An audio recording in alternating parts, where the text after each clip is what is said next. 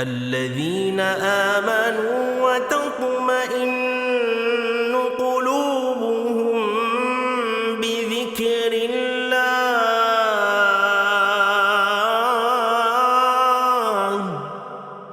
ألا بذكر الله تطمئن القلوب.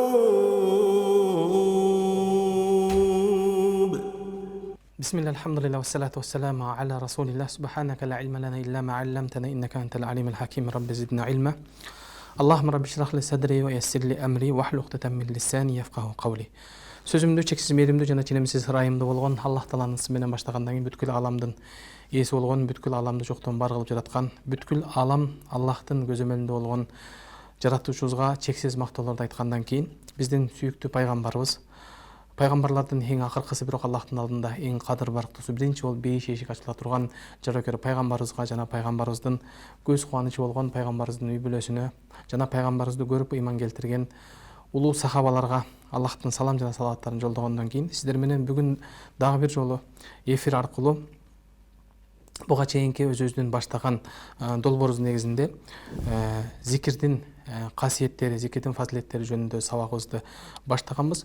Мына ошонун негизинде бүгүнкү өтө турган сабагыбыз Азкар сабах вал маса, чындыгында эртең менен кечинде окула турган зикирлерге келип токтолгонбуз. Чындыгында эртең менен кечинде окула турган зикирлер чындыгында бул мусулман адамдын эң чоң азыгы жана коргонучу болуп эсептелет. Мына ошондуктан арабтарда ушундай деген сөз бар.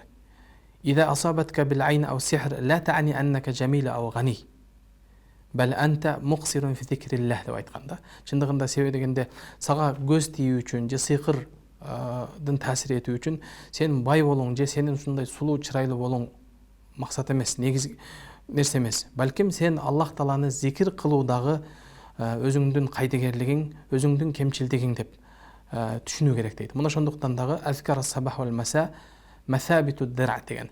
Демек, эртең менен кечиндеги окула турган зикир адам баласы өзүнүн Кудай Таала тарабынан берилген коргонучун бекемдөө болуп эсептелет дейт. Мына ошондуктан эртең менен кечиндеги зикирди окуп жүргөн адам бул өзүнө Кудай Таала тарабынан бериле турган периштелерден болсун, өзүнүн Кудай Тааланын бир фазилети менен болсун, касиети менен Аллах Таала ошол адамды өз коргонучуна алат. Мына ошондуктан эртең менен кечиндеги зикирди окууну пайгамбар сиз менен бизге өрнөк болуу үчүн, сиз менен бизге үлгү болуш үчүн өзү дагы эртең менен кечинде калтырбастан пайгамбарыбыз дайым окуп жүргөн.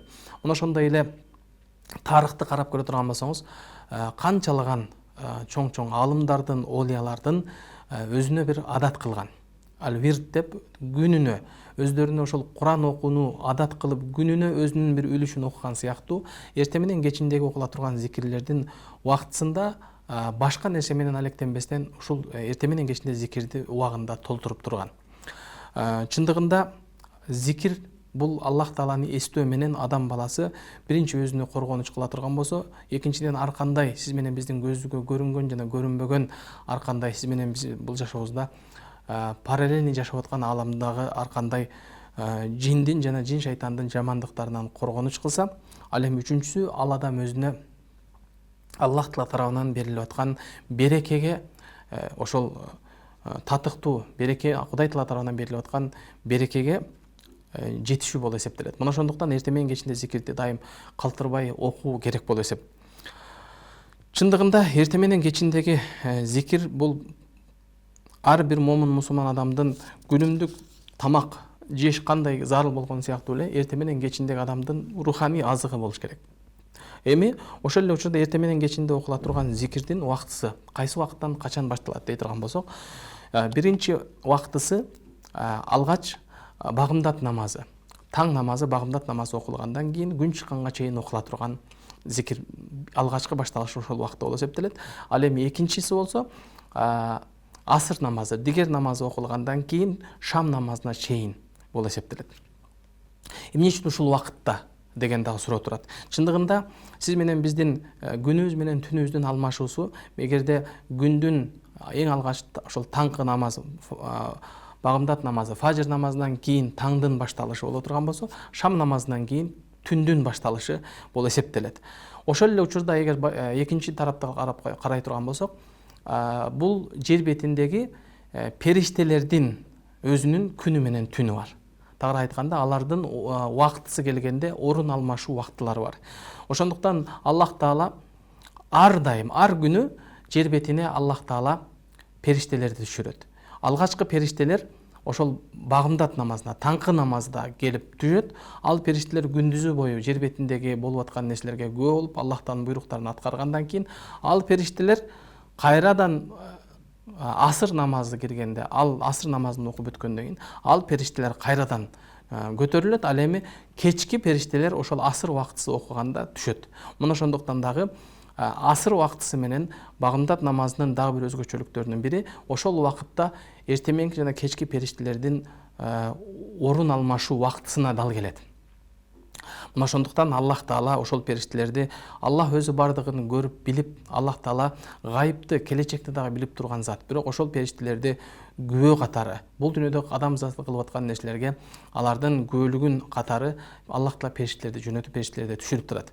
Мына ошонун негизинде демек зикирдин убактысы дагы качан башталат десе, ушул асыр алгачкысы багымдат намазы, таңкы намаздан кийин болсо, эми экинчиси убактысы болсо асыр намазы окулгандан кийин шамга чейин болот.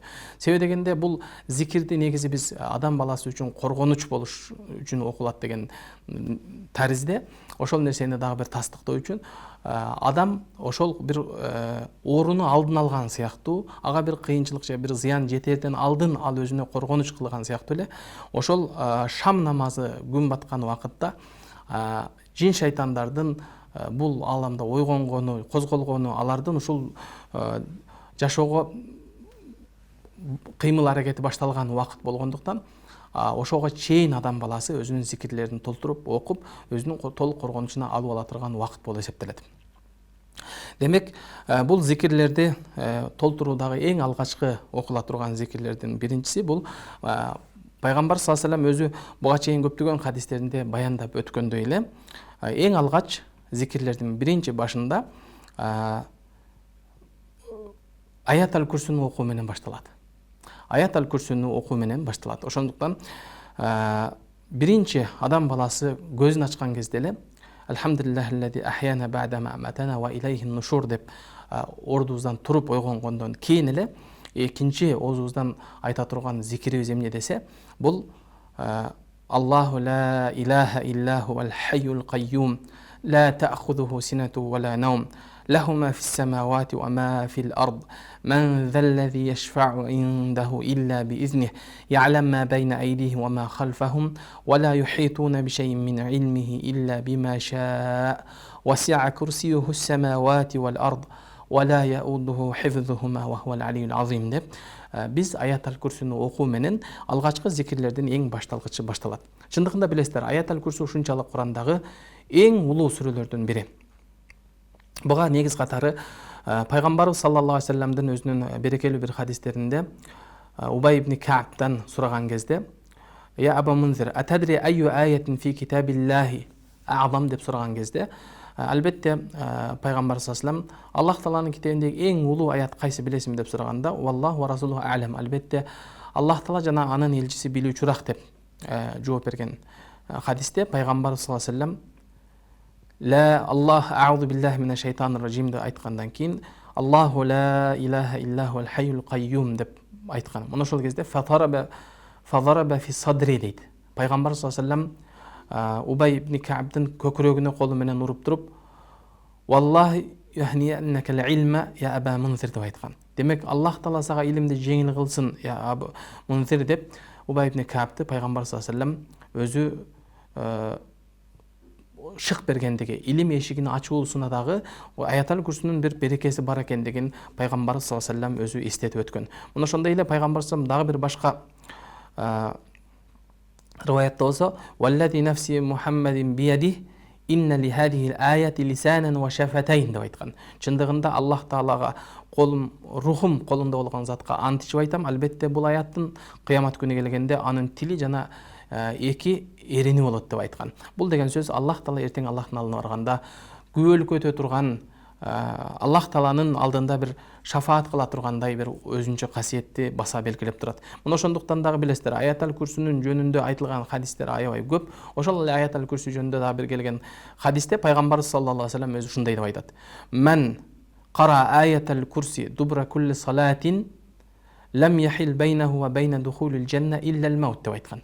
Кимде ким ар бир намаздан кийин аятал курсуну окуп жүрө турган болсо, аны менен бейишке кирүүнүн ортосун өлүм гана тосуп турат деп айтат. Демек, мына ошондуктан дагы биз ар бирибиз 5 убакыт намазды окугандан кийин зикир торлордо дагы аятал курсуну окуйбуз. Эртең менен кечинде окулган зикирлердин ичинде аятал курсуну окуйбуз. Демек, аятал курсунун орду мына ушунчалык чоң болуп эсептелет. Буга дагы кошумча бир аятал курсунун фазилети, аятал курсунун бир касиети катары дагы айтылган хадистерде билесиздер. Абу Хурайра разияллаху анхуну пайгамбарыбыз саллаллаху алейхи ва саллям Мединадагы Байтул Малга, ошол кездеги чогулган закатул фитр садаканы коргоочу кылып пайгамбар саллаллаху алейхи ва саллям кароол кылып койгон кезде Абу Хурайрага кечинде белгисиз бир чоочун бир адам келет. Ал келип ошол топтолгон Байтул Малдан, ошол жерде жыйылып турган фитр садакалардан, аманаттан кол салып өзү уурлук кылганы келет. Албетте аны андан ошол жерде Абу Хурайра кармап алгандан кийин fa akhadtuhu wa qultu la arfa'anna ila rasulillah sallallahu aleyhi ve sellem. Albatta seni пайгамбарыбызга алып берем деп айтты. Алып барам деп айтты дейт. Ошол кезде ал inni muhtajun wa alayya iyalun wa liya hajatun shadida деген. Albatta men үй бүлөм бар, колумда жок, муктажмын. Мен аябай уш нерсеге мажбур болгондуктан келдим. Fa khallaytu anhu fa asbahtu дейт. Аны ошол кой берип жибердим дагы. Эртеси таң аткандан кийин пайгамбар саллаллаху алейхи ва саллямга келген кезде "Я Абу Хурайра, ма фаала асирука al-bariha" dedi. Пайгамбар саллаллаху алейхи ва саллям Абу Хурайра аны сенин болгон окуяны айт электен алдын эле пайгамбарыбызга келгенде пайгамбарыбыз кечиндеги сен колуңа түшкөн адамды эмне кылдың деп пайгамбар сурады. Факульту я Расулаллах, шака хажатан шадида фа'ияlan фарахимтуху фахаллайту сабила dedi. Пайгамбарыбыз айтты, албетте аны ушунчалык баякыл кыйын бир муктаж болгондуктан, анын ошол үй бүлөсү болуп өзү ачка болгондуктан ага боорум оруп, ырайымым келип, андан кийин аны кой берип жибердим дейт. Кала амма иннаху кад казабак фасаяуд dedi. Чындыгында ал сага калп айткан, ал кайра кайтып келет dedi пайгамбарыбыз. Чындап эле Абу Хурайра өзү риваят кылып айтат, кайрадан кеч киргенден кийин пайгамбар саллаллаху алейхи ва саллям айткандай эле ал кайрадан келди дейт. Кайрадан келип, кайра эле ошол кылыгын кылып, кайрадан кол салганда, кайрадан тутуп алгандан кийин эми сени пайгамбарыбызга алып барам деди дейт. Ошондо кайрадан жалынып жалбарып, "Дa'ни fa inni muhtaj." Мен чындыгында өтө муктаж адаммын. Мени кой берип жибер. Мага менин үй бүлөм бар. "La ya'ud." Эми кайтып келбеймин деп сөз берди дейт. Farahimtu fa khallaytu sabila. Андан кийин ага ырайымым келип, кайра эле кой берип жибердим. Жолун бош койдум дейт. Андан кийин пайгамбар саллаллаху алейхи ва саллямга келгенден кийин пайгамбар саллаллаху алейхи ва саллям кайра эле жанагыдай болуп, "Ма fa'ala asiraka al-laylata al-bariha." Пайгамбар саллаллаху алейхи ва саллям кечинде ошол сен туткунга түшкөн ууруну, колуңа түшүргөн ууруну эмне кылды деп кайра сурады. Экинчи келбейм деп кетти дейди. Бирок пайгамбар саллаллаху алейхи ва саллям кайра өзүнүн Аллах Таала тарабынан берилген илимдин негизинде ал сага кайрадан кайтып келет деп пайгамбарыбыз кайра 3-чү жолу айтты. Албетте ал ошол пайгамбарыбыз кабар бергендей эле 3-чү жолу да келди. Ошол 3-чү жолу келгенде анда Абу Хурайра кармап алып, "Эми мунусунда сени кой бербеймин, албетте мен сени эми Расулуллахка пайгамбарыбызга алып барамын" деди дейт. Мына ошол 3-чү жолу болду деп "Аннака заамт ва аннака ла тауд, сумма тауд" деди. Чындыгында сен өзүң сөз берип, кайтпаймын деп айттың, бирок кайра кайтып келип атасың деди. Эми 3-чүсүндө сени мен жөн койбоймун деп катуу ошол кезде колунан кармап алып турганда, ошондо "Da'ni u'allimuka kalimatin yanfa'uka Allahu biha" dedi. Ушунусунда коюп жиберсең, мен сага бир сөздү үйрөтөм. Албетте Аллах Таала ошол себептүү сага өтө чоң бир пайдаларды берет деди. Ошол себептүү сага көптөгөн береке келет. "Ва ма хунна." Ошол кезде ал эмне деп сурадым дейт. "Кал Иза авайта ила фирашика фақра аятал курси" dedi. Эгерде сен өзүңдүн төшөгүңө жатагыңа бара турган болсоң, жатак ордуңа барган кезде аятал курсуну окугун деп айтты дейт. Хатта тахтимул ая. Ошол кезде эгерде сен толук аятал курсуну окуй турган болсоң, иннака ла язалу алейка миналлахи хафиз деди. Аллах Таала тарабынан сага ушундай бир атайын коргоочу дайындалат. Ла яқрабука шайтану хатта тусбих. Сага шайтан жакын жолой албайт сен таң атканга чейин дейди. Мына ошол кезде таң айтканда андан кийин фахаллайты сабила. Ошол нерсени үйрөткөндүк үчүн мен аны эми 3-жылда кой берип жибердим. Фа асбахту факала ли Расул саллаллаху алейхи ва саллям, пайгамбар саллаллаху алейхи ва саллям андан кийин кайра эле жанагы суроосун берип, кечинде сен колуңа түшкөн туткунду эмне кылдың деп сурады. Факулту я Расулаллах, зама аннаху юаллимуни калиматин янфау Аллаху биха фахаллайты сабила деди. Мага бир сөздөрдү үйрөтөм деди. Сөз берди. Мен ошол шарттын негизинде аны коюп жибердим деди. Ва махия деди. Пайгамбар ал эмне экен деп айтты. Факала ли, ошол кезде айтты. Эгерде сен өзүңдүн ордуңа, жатар жериңе, төшөгүңө кайткан кезде аятал курсуну окугун деди. Аятал курсуну эгер окуй турган болсоң, ла язалу алейка миналлахи хафиз. Аллах Таала тарабынан сага ушундай бир коргоочу периште дайындалат. Ла яқрабука шайтану хатта тусбих. Сен таң атканга чейин сага эч бир шайтан жакын жолой албайт деп айтты дейт. Факану ахрасу шейин алал хайр. Албетте чындыгында ал ушунчалык баягы жакшылык ишке умтулган, албетте сахабалар жакшылык ишти дайым аракет кылган адамдар болгон. Ва кала наби саллаллаху алейхи ва саллям ама иннаху садақака ва хува казуб деди. Пайгамбар айтты, албетте ал акыйкат чындыкты айтыптыр, бирок ал ашкан ушунчалык жалганчы, калпычы, сага бирок ушунусунда чындыкты туура сөздү айтыптыр деди пайгамбарыбыз. Ошол кезден, ошол нерседен тартып пайгамбар саллаллаху алейхи ва саллям бул аятал курсунун фазилети жөнүндө бул азыркы айткандай эле, демек эртең менен кечинде адам баласы аятал курсуну окуп жүрүү, адам баласынын ар бир намазда окулуу, ал адам менен бейиштин ортосун өлүм гана тосуп тура турган фазилети болсо, экинчи бул касиети аятал курсуну окуп жүргөн адамга Аллах Таала тарабынан атайын бир коргоочу берилет. Ал адамга ошол таң атканга чейин эч кандай жин шайтандын жамандыктары, жин шайтандын зыяны келбейт деп бул хадисте сиз менен бизге кабар берип өттү. Демек, аятал курсунун фазилеттерине канчалык айта турган болсок, пайгамбар саллаллаху алейхи ва саллямдын бизге үйрөткөн бул хадистеринде дагы аятал курсу адам баласы үчүн Аллах Таала тарабынан берилген эң чоң белек. Себеби дегенде аятал курсу Курандагы эң улук аят болуп эсептелсе, демек бул аятал курсу окулган жерге шайтан жакын жолой албай турган болсо, Аллах Таала тарабынан атайын коргоочу дайындала турган, коргоочу бериле турган бир ушундай касиетке ээ болгон бул аяттын демек маанисинде жатат. Аллах Таала тарабынан бул аятал курсунун эмне нерселер камтылган, эмне нерселер айтылган. Демек ушул нерсеге бир аз токтолобуз. Чындыгында Аллах Таала аятал курсуну баштаганда аузу биллахи минаш шайтанир ражим, Аллах Тааланы ошол рахматынан куулган шайтандын жамандыктарынан коргоо сурайм деп баштагандан кийин Аллаху ла илаха илля хувал хайюл кайюм деди. Чындыгында эмне деди? Аллахтан башка эч бир сыйынууга татыктуу зат жок, албетте ал Ал-хай, албетте ал тирүү зат деген. Вал кайюм, чындыгында Аллах Тааланын бул ысым сыфаттарында Аллах Тааланын өтө бир улуу сыфаттары турат. Мына ошондуктан Аллах Таала өзүнүн бул сүрөнүн бул аятты тафсирлеринде карап отурсаңыз, бул сүрө, бул аят тагыраак айтканда ар бир намаздан кийин окулуп аткандыгы, эртең менен кечиндеги зикирлердин эң биринчи башында бассабында тургандыгы дагы, демек ал-хайюн, бул Аллах Таала тирүү, лан ямут. Аллах Таала эч качан өлбөйт. Демек Аллах Тааланын түбөлүктүүлүгү. Ал-кайюм дегенде дайимул бил киями би тадбирил халқи ва хифзихи деген. Аллах Таала демек бүткүл аламды бир көз ирмемчилик дагы Аллах Тааланы уйку албайт. Аллах Таала тирүү, эч качан өлбөйт. Демек Аллах Таала бардык нерсе Аллахтын кол астында, көзөмөлүндө турат деген сөз дейт. Ла таъхузуху синату ва ла наум деген. Бир көз ирмемчилик дагы Аллах Тааланы уйку дагы албайт, уйку суроо дагы албайт деген. Синатун деген бул уйкудан каблан наум деген. Каблан наум ошол уйкудан алдын адамды ныксыратып, уйкусурап, эснеп баштаган бир убакыт боло турган болсо, вала наум аны Аллах Тааланы уйку дагы албайт деген. Демек уйку, ошол уйку суроо болсун, ал адамдын ошол махлуктун алсыздыгына далалат кыла турган нерсе. Мына ошондуктан эгерде уйкуну карап көрө турган болсок, арабтарда ан-наум ахул маут деп айтат. Чындыгында уйку бул өлүмдүн кичинекей өлүм деп айткан.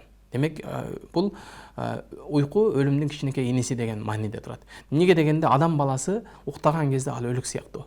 Бирок өлүк менен уйкунун айырмасын эмне дей турган болсо, адам баласы уктаган кезде Аллах Таала кадимкидей эле адамдын рухун алат, руху чыгат. Бирок денеден уктаган адам менен өлүк адамдын айырмасы, денеден рух толук бөлүнүп үзүлүп чыгып кетпейт, кайсы бир бөлүгү денеде сакталып калат. Ал эми кайсы бир бөлүгүн болсо Аллах Таала алып чыгып кетет. Ошондуктан адам уктаган кезде өлүк сыяктуу болот. Ошон үчүн Аллах Таала башка бир аятта өзү Аллах Таала баяндагандай эле, кайсы бир адамдарды Аллах Таала уйкуда уктаган кезде алардын жанын алабыз, алардын Аллах Таала каалагандарын кайрадан рухун кайтарабыз, алардын ажалы жетип келгенге чейин деген Аллах Таала аятта ачык баяндап өткөн. Демек, адам баласы уйкуга кеткен кезде адам баласынын руху толугу менен чыкпаса дагы кайсы бир бөлүгү адамдан бөлүнүп чыгат. Ал эми кайрадан ал убакыт өткөндөн кийин, уйку убакыт өткөндөн кийин кайра Аллах Таала анын рухун денесине кайтарат, же анын ажалы жеткен болсо, ошол уктаган абалда анын толук рухун Аллах чыгарып кетет деген маселе турат. Демек, Аллах Тааланы эч качан уйку суроо дагы, уйку дагы албайт деген. Лаху ма фис самавати ва ма фил ард. Чындыгында бүткүл асман жана жердеги бардык нерсе Аллага таандык деди. Асман менен жер деп айткан кезде, албетте жер дегенде сиз менен биз көрүп турган жер жана башка планеталар. Жана вас-самават деп айткан кезде сиз менен биз жашап турган бул галактиканын ичинде андан башка бүт бардык галактикалар бардыгы болсун, алардын бардыгы болгону биринчи кабат асмандын гана астында турган алам болуп эсептелет. Мына ошондуктан пайгамбарыбыз саллаллаху алейхи вассаламды Аллах Таала Ми'раж кечесине көтөрүп алып чыккан кезде Аллах Таала бүткүл 7 кабат асманга Аллах Таала пайгамбарыбызды алып чыккан кезде пайгамбар ушундай деп сүрөттөп келет. Пайгамбарыбыз биринчи кабат асман, экинчи кабат асмандын алдына караганда ал бир чөлдө ташталган халак, бул чөлдө ташталган бир үзүк же шакек сыяктуу гана нерсе экен деп айтат. Ал эми экинчи кабат асман ошондой чоң болгондугуна карабастан, үчүнчү кабат асмандын алдында ал чөлдө ташталган бир үзүк шакек сыяктуу деди. Ал эми 3-чы кабат асман 4-чы кабат асмандын алдында, 4-чы кабат 5-чи кабат асмандын алдында, 5-чи кабат асман 6-чы кабат асмандын 6-чы кабат болсо 7-чи кабат асмандын алдына барганда ушундай көлөмдө. Андан кийин Аллах Тааланын ушундай бир чоң махлукаттарын Аллах Таала пайгамбарыбыз сүрөттөп, андан кийин курсийдин, андан кийин арштын чоңдугун пайгамбарыбыз саллаллаху алейхи вассалам сүрөттөп келет. Ал эми ошол 7 кабат асман канчалык чоң болгондугуна карабастан, курсийдин алдына барганда ал ошондой кичинекей болуп калгандыгын. Ал эми курсий болсо Аллах Тааланын аршынын алдында ошондой кичинекей махлук болуп каларын пайгамбар саллаллаху алейхи вассалам сүрөттөп баяндап келген узун хадис келет. Демек, аят аль-Курсинин дагы бир өзгөчөлүгүнүн дагы бир немеси бул аят аль-Курси. Демек, маанисинде дагы өзүндө дагы анын улуулугу, анын махлукаттардын ичинде эң чоң махлукаттардын экинчиси катарында тургандыгы дагы. Мына ошондуктан бул аят аль-Курсинин өзүнүн касиети, фазилети, анын Аллах Таала тарабынан берилген өзгөчөлүктөрү бар, артыкчылыктар берилген. Мен заллади яшфау индаху илля би изних деди. Аллахтын алдында чындыгында эч ким шафааткөй боло албайт, бир гана Аллах Тааланын буйругу менен деп айтты. Ошондуктан дагы алымдарыбыз Аллах Тааланын шафаатына, пайгамбарыбыздын шафаатына, андан кийин эң чоң пайгамбардын шафааты болсо, андан кийинки периштелердин шафааты, андан кийинки дагы бир салих адамдардын, карлардын шафааттары, шахидтердин шафааттары, бир топ шафааттар жөнүндө пайгамбарыбыз баяндап өткөн. Шафаат кылуучулардын Аллах Таала тарабынан 2 шарты келет. Биринчиси Аллах Тааланын илля би изних, биринчи Аллах Тааланын уруксаты менен, Аллах Тааланын изи менен гана шафаат бериле турган биринчи шарты болсо, экинчиси ридалла деген, Аллах Тааланын ыраазылыгы болуш керек деп айтат. Мына ошондуктан Аллах Таала Куранда бир канча аяттарда Аллах Таала бул жөнүндө баяндап, Яума идилла янфау шафаатун илля лиман адина лахур рахман ва радия лаху каула деген. Аллах Таала тарабынан ошол күн келгенде эч бир шафаат, эч бир ортомчулугу пайда бербейт. Бир гана Рахман болгон зат Аллах өзү уруксат берген жана Аллах Таалага ыраазы сөз сүйлөөгө ыраазы болгон нерсе адамдар гана шафаат кылууга мүмкүнчүлүк алат деп айткан. Ошондуктан Аллах Таала башка бир аятта баяндап өткөндөй эле ва кам мин малакин фис самавати ла тугни шафаатухум шей'ан илля мин ба'ди ай я'зана Аллаху лиман яша'у ва ярда деген. Чындыгында Аллах Таала асманда канчалаган периштелер болсун, алар эч бир нерсеге анын шафааты өтпөйт. Качан гана Аллах Таала ан я'зана лаху, Аллах Тааланын уруксаты изини берилгенден кийин гана лиман яша'у ва ярда, Аллах өзү каалаган жана ыраазы болгон пенделерине Аллахтын изини, уруксаты, буйругунан кийин гана болот деп Аллах Таала ачык баяндап өткөн. Демек, Аятал Курсинин ичиндеги дагы бир чоң бир өзүнүн сыры, Аллах Таала тарабынан ага берилген өзүнүн бир касиети, Аллах Таала шафаат кылуучу адамдардын Аллахтын уруксаты, изни жана Аллахтын ыраазылыгы менен гана боло тургандыгы. Я'лам ма байна айдихим ва ма халфахум. Чындыгында Аллах Таала алардын аркасында, алдындагы жана аркасында бүт бардык нерсени Аллах Таала билип турат деп айткан. Аллах Таала гайыпты билет. Бул алам жарал электен алдын. Пайгамбар саллаллаху алейхи вассалам сүрөттөгөндөй эле бүткүл алам, жер асман жарал электен алдын Аллах Таала калемди жаратып, андан кийин Аллах Таала тагдырды жаз деп. Асман менен жер жарал электен 50.000 жыл мурда Аллах Таала пайгамбарыбыз калемге, пайгамбарыбыз кабар бергендей эле калемге тагдырды жаз деп буйругандыгында турат. Демек Аллах Таала гайыпты дагы, келечекти дагы, буга чейинки бардык нерсени Аллах Таала маалым болгондой эле келечек дагы Аллах Таалага ачык айкын маалым билинип тура турган нерсе. Ла юхитуна бишайин мин илмихи илля бима ша. Васи'a курсиюху самавати вал ард. Чындыгында Аллах Тааланын илимине эч бир нерсе камтый албайт. Аллах Тааланын илими чексиз. Аллах Таала өзү каалаган адамдарга гана өзүнүн өлчөмүнчөлүк Аллах Таала илимин билгизет, жеткизет. Васи'a курсиюху самавати вал ард. Бул жерде Аллах Тааланын курсиси асман менен жерден кең деп айтылды. Пайгамбар саллаллаху алейхи вассалам жогоруда айткан хадисте баяндап өткөндөй эле курсинин ошондой чоңдугун баяндап өткөн болсо, кээ бир хадисте тафсирлеринде ал курси бул пайгамбардын ошол хадистеринде келген мазмундарында эмне дейт? Бул илимдин, Аллах Таала тарабынан илимдин кеңдигине, ошондой асман менен жерден дагы Аллахтын илими кеңдигине даллат кылган нерсе деп дагы тафсирлейт. Мына ошондуктан дагы сиякул ая дегенде ошол сөздүн, сүйлөмдүн сыягы, багыты дагы, мазмуну дагы ушуга байланыштуу болгондой эле ла юхитуна бишайин мин илмихи илля бима ша. Аллах Тааланын илимин эч бир нерсе толук орой албайт, аны толук камтый албайт. Васи'a курсиюху самавати вал ард дегенде, демек Аллах Тааланын илимин эч бир нерсе толук биле албайт, камтый албайт. Аллах Тааланын илими асман менен жерден кең деген дагы маани турат дейт. Ла яуду хифзухума. Албетте Аллах Таала асман менен жердин коргоосу Аллах Таалага эч кандай бир оорлук келтире албайт. Аллах Таала чындыгында кудуреттүү зат. Аллах Тааланын кудуретинин алдындагы эч бир нерсе Аллах Тааланын бул улуулугуна, Аллах Тааланын кудуретине эч нерсе оорчулугун тийгизе албайт. Мына ошондуктан дагы ла яуду хифзухума дегенде ла ясқилуху, ла яшуққа алейх деген мааниде. Аллах Таалага эч кандай бир асман менен жердин ошондой кеңдигине болгонун карабастан. Элестетип көрүңүз. Азыркы учурдагы сиз менен бир жашап аткан галактиканын ичиндеги кандай мейкиндик, кандай чоңдук, кандай гана чексиздиктин өзү азыркы учурда илим жетишкен учурда дагы күн сиз менен бизден канчалык алыстыкта болгондугуна карабастан, ошол күндүн нурдун тездиги менен сиз менен бизге келип аткан күн, элестетиңиз, ал секундасына 53.000 километр тездик менен кеткендигине карабастан, күндүн нуру ошончолук болгондугуна карабастан, сиз менен бизде күндүндөн бөлүнүп чыккан нур 3 мүнөт 40 секундта араң гана жерге жетип келет. Мына ошондой тездик менен болгондугуна карабастан, жер менен күндүн аралыгындагы ошондой мейкиндик, кеңдик кандай гана чоң нерсе. Ал ошого карабастан бул кичинекей гана жер. Ал эми жерден башка бизди курчап турган башка жерлердин, башка планеталардын, башка галактикалар жөнүндө Аллах Таала Куранда кыска бир жалпак тил менен гана ишарат кылып айтып өтүп кеткен. Эми ушулардын бардыгы биринчи кабат асмандын алдында эч нерсеге татыбаса.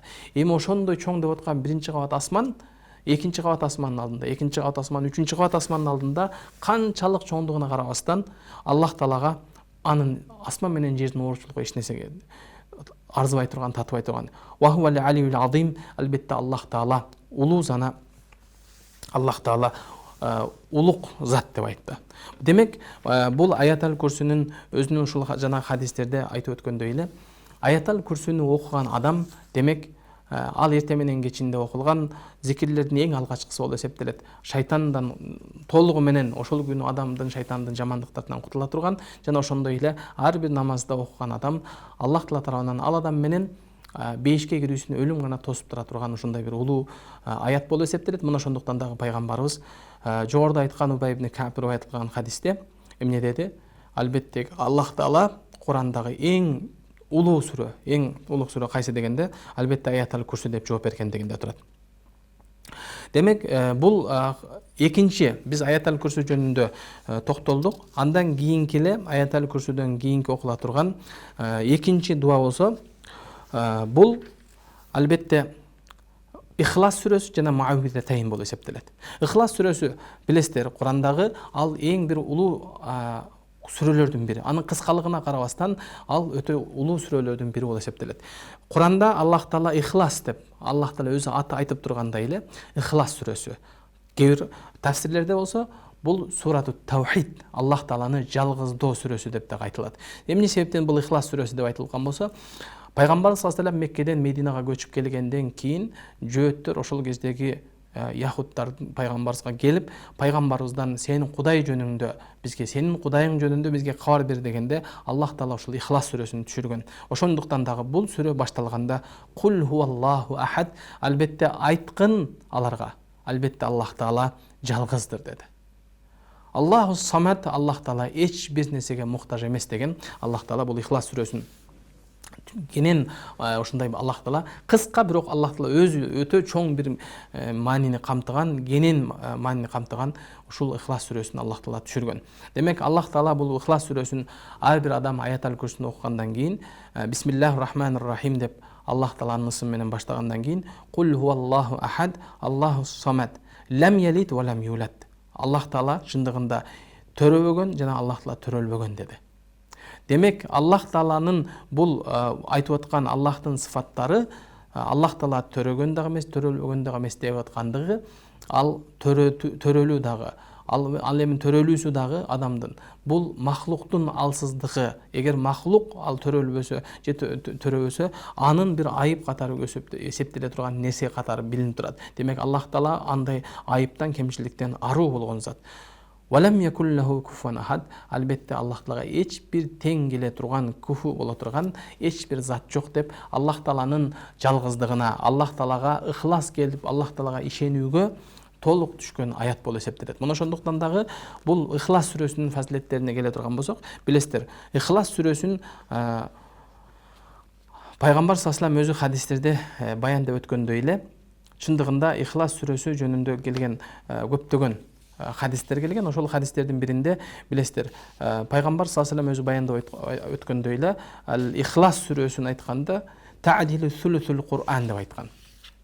Бул Ихлас сүрөсү Курандын 3төн 1-ине дал келет деп айткан. Мына ошондуктан кимдир бирөө эгерде Ихлас сүрөсүн 3 жолу окуй турган болсо, анда ал адам Куранды толук катым кылгандын соона барабар болот. Мына ошондуктан Пайгамбар саллаллаху алейхи Ихлас сүрөсүн жашоодо көп жерде окуган. Эгер айтат деген болсок, Пайгамбар саллаллаху алейхи ушул азыркы сиз менен биз айтып келгендей эле эртең менен кечки зикирлердин ичинде турган Пайгамбар саллаллаху алейхи ушул Кулфаллат, Ихлас сүрөсүн эртең менен кечинде зикирлерде окулгандыгы, ар бир намаздан кийин окулгандыгы, кала берсе Пайгамбар саллаллаху алейхи багымдат намазы менен шамдан кийинки намаздарда 3 жолудан окугандыгы. Андан кийин Пайгамбар саллаллаху алейхи багымдат намазынын сүннөтүн окуларда 2 рекет сүннөтүн окуларда биринчисине Ихлас Кафирун сүрөсүн окуп, экинчисине Ихлас сүрөсүн окугандыгы. Пайгамбар саллаллаху алейхи таваф кылган кезде тавафтын 2 рекети, таваф кылып бүткөндөн кийинки 2 рекетинде дагы ошол эле Ихлас сүрөсүн окуп, Кафирун сүрөсүн окуп, андан кийин экинчи рекетинде Ихлас сүрөсүн окугандыгы. Ошол эле Пайгамбар саллаллаху алейхи вассалам витр намазын окуган кезде дагы Пайгамбар саллаллаху алейхи вассалам көбүнчө ошол Саббих исмени окуп, андан кийин аятал курс Кул я айюхал кафирунду окуп туруп, андан акырында ошол Ихлас сүрөсүн окугандыгы. Демек, бул сүрөнүн өзүнчө бир орду болгондугу, өзгөчөлүгү болгондугу үчүн дагы пайгамбарыбыз өзү күнүмдүк жашоосунда ушунча көп жерде пайгамбарыбыз кайра кайталап окугандыгы. Кала берсе дагы бир башка бир риваятта пайгамбар саллаллаху алейхи Айша энебиз риваят кылган хадисте пайгамбарыбыз бир өзүнүн аскерин даярдап бир кыска бир аралыктагы жортулга жөнөткөн кезде пайгамбарыбыз жөнөткөн аскер башчысы ал ошол жөнөткөн жамаатка имамчылыкка өтүкөн кезде ал дайым ар бир намазын ар бир рекетинде Фатиханы окуп, андан кийин Зам сүрөнү окуп, андан кийин Ихлас сүрөсүн кошуп окуй берген. Ал несе кайсы бир деңгээлде ошол кезде чогуу барган жанындагы адамдарга, жанындагы өзү жол жортулукка барган аскерлерге ал бир чоочун бир несе болду. Ар бир намаздан кийин Зам сүрө менен чектелиш керек эле, бирок бул сахабанын кылган амалы ар бир рекетте Зам сүрөгө кошуп Ихлас сүрөсүн дагы окуй берди. Мына ушул кезде алар таң калып, ушул болгон окуяны пайгамбар саллаллаху алейхи вассаламга келип айткан кезде сахабалар пайгамбарыбызга келип ушундай кылгандыгын айткан кезде пайгамбар саллаллаху алейхи вассалам ал кишиден сурагыла, эмне үчүн мындай кылган деп айтат да. Эмне үчүн мындай кылган сурагыла дегенде, ал кишиден келип сурашат. Эмне үчүн сен ушундай кылдың дегенде, инна фиха сифатур рахман ва ана ухиббу ан акрааха суратул Ихлас деген. Албетте мен Ихлас сүрөсүн окуганды жакшы көрөмүн, себеби дегенде Аллах Таала бул сүрөнүн ичине Аллах өзүнүн сыфатын камтыган деп айтат да. Демек, бул сүрөнүн улуулугунун касиетин жакшы көргөндүгү, ал сахаба ар бир рекетинде ушул Ихлас сүрөсүн кайра кошуп окуй бергендигинин бир сыры эмне үчүн дегенде, мен бул сүрөнү жакшы көрөм, себеби дегенде бул сүрөдө Аллахтын сыфаты бар деп, сыфаты баяндалган дегендиктен пайгамбар саллаллаху алейхи вассалам айтат: "Фаахбируху" дейт. Анда ал адамга дагы силер кабар берип койгула. Инналлаха юхиббу, албетте Аллах Таала ошол сүйүүсүнү үчүн Аллах Таала ал адамды дагы сүйөт, ал адамды жакшы көрөт деп айткан. Демек, Ихлас сүрөсүнүн Ихлас менен окуган адам, Ихлас сүрөсүнүн ушундай бир ниетин тууралаган, Аллах Тааланын ысым сыфатын ар бир аятты окуганда маанисине, анын маңызына, жашоодогу бир ордуна өзүнө бир амал кылуу максатында ошол нерсеге этикат кылган ал адамдын ал Ихласына ошондой бир таасир бере турган деңгээлде жакшы көрүп, сүйүп окугандыгы менен ал Аллахтын сүйүүсүнө татыктуу боло тургандыгы, Аллахка жакындата турган, жараткандын сүйүүсүнө татыктуу бир амал болуп эсептелет. Мына ошондуктан Ихлас сүрөсүн эртең мененки кечинде окулган зикирлердин аятал күрсөдөн кийин келип окула турган сүрө болуп эсептелет. Мына ошондуктан бул Ихлас сүрөсү эң кыска сүрөлөрдүн болгондугуна карабастан пайгамбар саллаллаху алейхи вассалам кабар бергендей эле Курандын 3/1 дал келе турган сүрө болуп эсептелет. Ал эми андан кийинки окула турган зикирлердин ичинде бул Мауизатейн деп айтылган эки сүрө келет. Bunun birincisi Falaq сүрөсү, экинчиси Нас сүрөсү. Курандын эң акыркы аят сүрөлөрү болуп эсептелет. Демек, Ихлас сүрөсү, андан кийин Falaq, андан кийин Нас сүрөсү менен Аллах Таала өзүнүн сөзү болгон Курани Каримди жыйынтыктаган, катым кылган. Демек, Аллах Таала эмне үчүн ушул сүрөнү ушул жерге алып келип, ушул эртең менен кечинде окулган зикирлердин ичине алып келген. Чындыгында бул Муаввидатейн Аллах Таала өтө бир бул үммөткө, кала берсе пайгамбарыбызга Аллах тарабынан берилген чоң бир белек болуп эсептелген. Себеби дегенде бул эки сүрөнүн эгерде тарыхтагы түшүү себебин карай турган болсок, эмне себептен ушул сүрөнүн түшкөндүгүн тарыхына кайрыла турган болсок, Аллах Таала пайгамбар саллаллаху алейхи вассаламды Меккеден Мединага көчүп баргандан кийин албетте жөөттөр менен ал пайгамбар саллаллаху алейхи вассалам исламды гөндөөлөн кылган, исламды аларга сунуштаган, исламды кабыл алгандары, кабыл алган, исламды кабыл албагандары менен Аллах Тааланын бир буйругу менен пайгамбарыбыз аларга келишим кылган. Тынчтык келишиминде, дипломатиялык тынчтык келишиминде жашоону келишимин түзүшкөн. Бирок алар ошол учурда ар кандай жол менен пайгамбар саллаллаху алейхи вассаламга барып, алардын ошол чыккынчылыгы, алардын пайгамбарыбызга кылып аткан кыйынчылыктары, зыяндары токтогон жок, үзүлүп калган жок. Ар кандай кыйынчылык, тоскоолдуктарды, зыяндарды жасап аткарып келген. Ошол зыяндардын, кыйынчылыктардын бири Айша энебиз риваят кылган хадисте баяндагандай эле, яһудилерден болгон бир гулам, анын аты Лабид ибн Асам деген бир яһуди бала пайгамбарыбыздын алдына кызмат кылмыш болуп келип, пайгамбарыбыздын берекелүү чачтарын тарагынан пайгамбарыбыздын чачын уурдап барып, аны сыйкыр кылып, аны сыйкырлаган себептүү пайгамбар салламга ушундай бир оору жашоосунда бир оор абалды алып келген.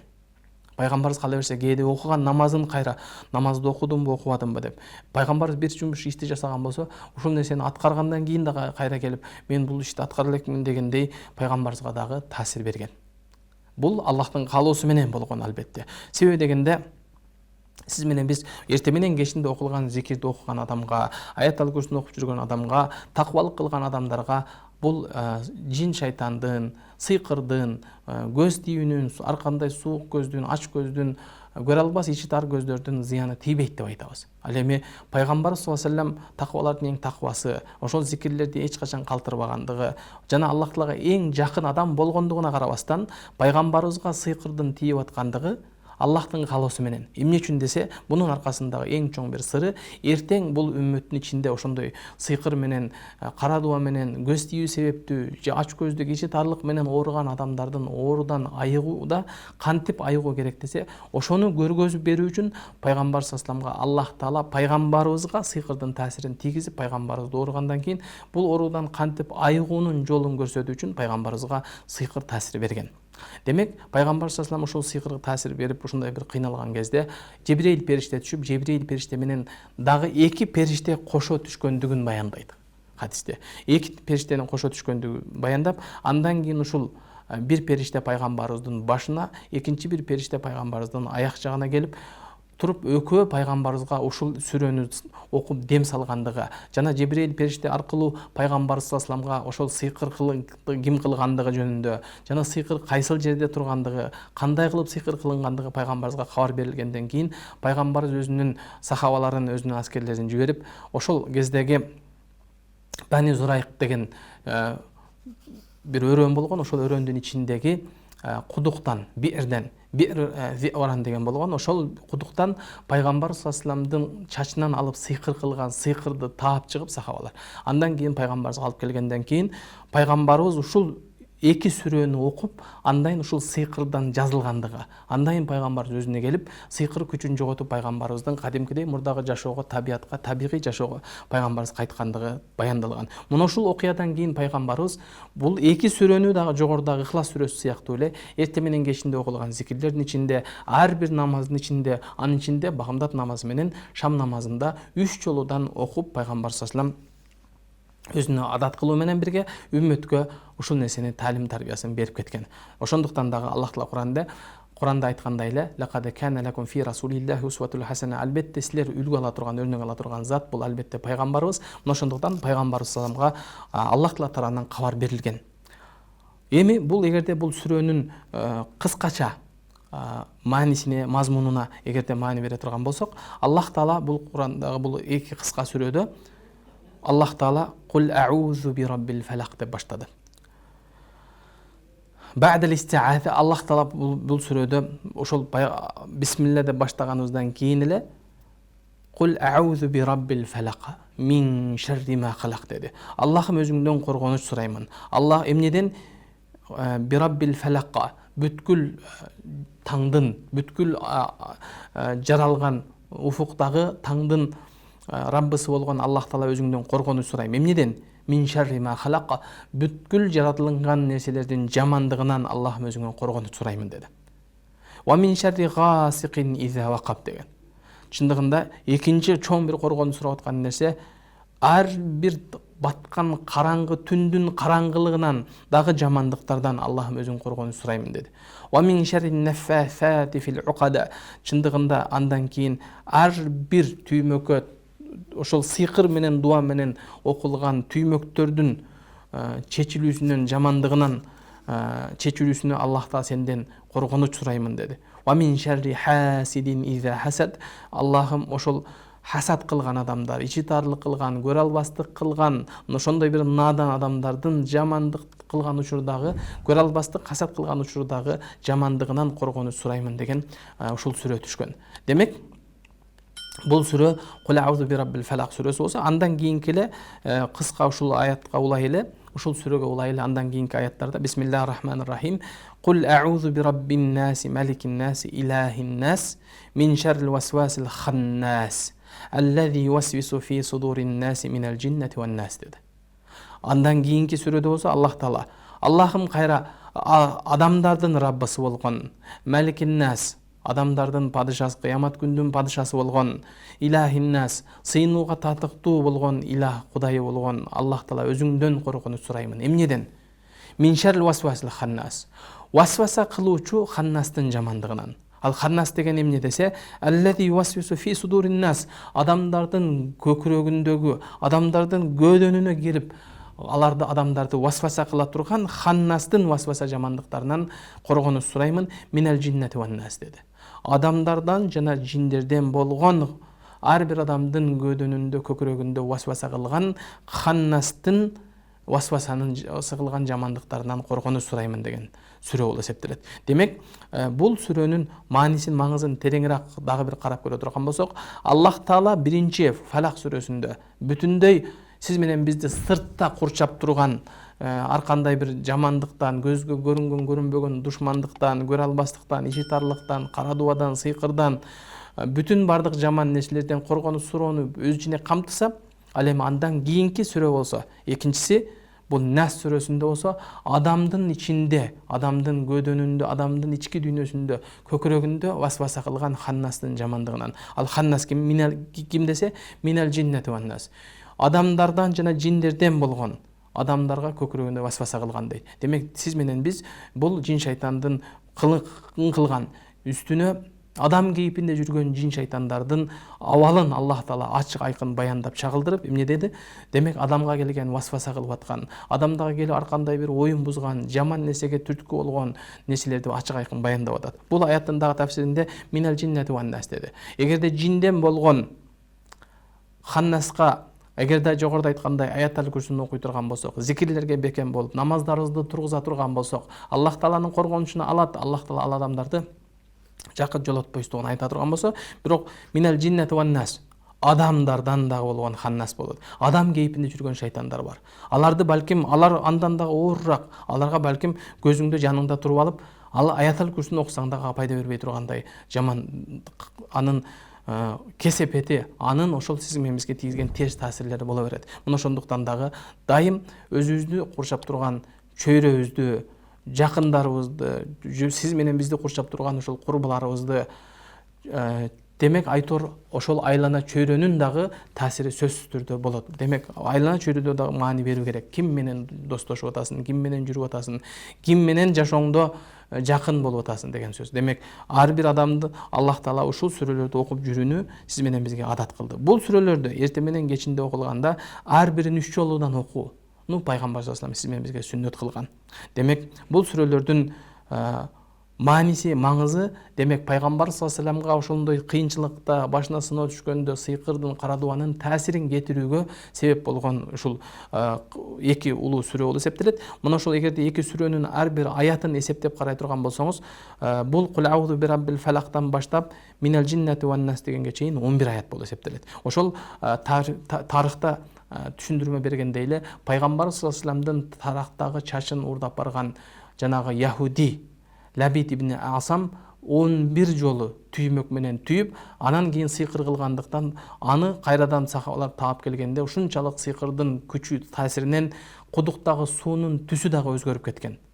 Ошондой бир таасир, чоң бир өтө бир оор сыйкыр жасагандыктан ошондой нерсе таасир берген. Ошол сыйкырды чечүүнүн, сыйкырды жаюунун, сыйкырдан кутулуунун дагы бир ыкмасы катары. Ошондуктан буну рукия илиминде Куран хадиске ылайык кара дубадан, сыйкырдан, көз тийүүдөн, ар кандай бир зыяндардан, оорулардан дарылоо иретинде рукия кылган, шифаны үмүт кылган адамдар окуган кезде ушул Ихлас сүрөсүнөн окугандан кийин Фалак жана Нас сүрөлөрдүн ар бир аяты менен окуп, ар бир ошол сыйкырдын түйүнчүктөрүн, ар бир сыйкырды чече турган болсо, албетте Аллах Таала бул сыйкырдын таасирин жоготот жана Аллах Таала ал жамандыктардан, зыяндуу нерселерден кутулууга себеп боло турган нерсе. Демек, сиз менен биз ар бир таң аткан күнүбүз жана ар бир баткан түнүбүз сиз менен биз үчүн бүтүндөй көзгө көрүнгөн жана көрүнбөгөн душмандардан, иши тарлык, көрө албастык, ар кандай кара дуба, сыйкыр, айтор, бардык ушундай жаман сиз менен бизди курчап турган, аламды курчап турган, кала берсе сиз менен биздин көдөнүбүзгө кирип васваса кылып турган жамандык шайтандын ошондой зыяндуу зыяндарынан кутулууга Аллах Таала тарабынан чоң бир коргонуч боло турган ушундай улуу сүрөлөр эртең менен кечинде зикирлерибизди дайым толтуруп пайгамбарыбыз саллаллаху алейхи вассаламдын сүннөтү менен жашоого жараткан өзү жардам берген болсун.